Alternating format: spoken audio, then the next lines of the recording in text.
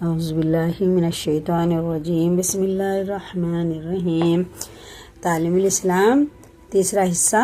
کل ہم نے وضو کے باقی مسائل پڑھے تھے اور آج ہم اسی کے وضو کے بچا ہوا سبق جو ہے وہ پڑھیں گے، اور اس کا پیج نمبر ہے 25۔ سوال: مسح کرنے کے کیا معنی ہیں؟ جواب: ہاتھ کو پانی سے تر کر کے بھگو کر کسی عضو پر پھیرنے کو مسح کہتے ہیں۔ سوال: سر پر مسح کرنے کے لیے نیا پانی لینا ضروری ہے یا ہاتھوں پر باقی رہی ہوئی تری کافی ہے؟ جواب: نیا پانی لینا بہتر ہے، لیکن اگر ہاتھ دھونے کے بعد باقی رہی ہوئی تری سے مسح کر لے تو وہ بھی کافی ہے، مگر جب ہاتھ سے ایک مرتبہ مسح کر لیا تو پھر دوسری جگہ اس سے مسح کرنا جائز نہیں۔ اسی طرح اگر ہاتھ پر تری نہ تھی، کسی دوسرے دھوئے ہوئے یا مسح کیے ہوئے عضو سے اسے تر کر لیا تو اس سے بھی مسح جائز نہیں۔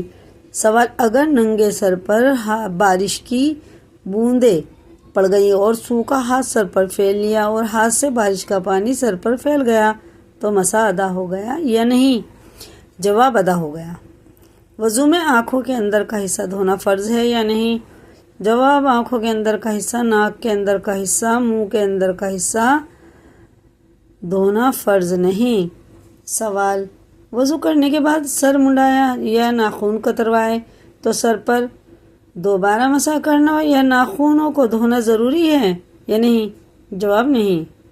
وضو کر کے بال کٹاؤ، ناخن کٹاؤ تو کوئی دوبارہ وضو نہیں کرنا پڑنا ہے، نہ دھونا نہ مسح کرنا۔ اگر کسی شخص کا ہاتھ کونی سے نیچے کٹا ہوا ہو تو اس ہاتھ کو دھونا ضروری ہے یا نہیں؟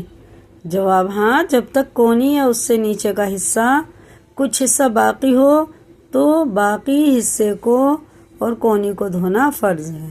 ٹھیک ہے، اسی کو یاد کریں، لائک کریں، شیئر کریں، اگر نئے ہیں چینل پہ سبسکرائب کریں۔ اور یہ ہے کل ہم سنن وضو کے باقی مسائل، وضو میں کتنی سنتیں ہیں، کیا کیا چیزیں سنتیں، وہ کل انشاءاللہ پڑھیں گے۔ اسی کو یاد کریں۔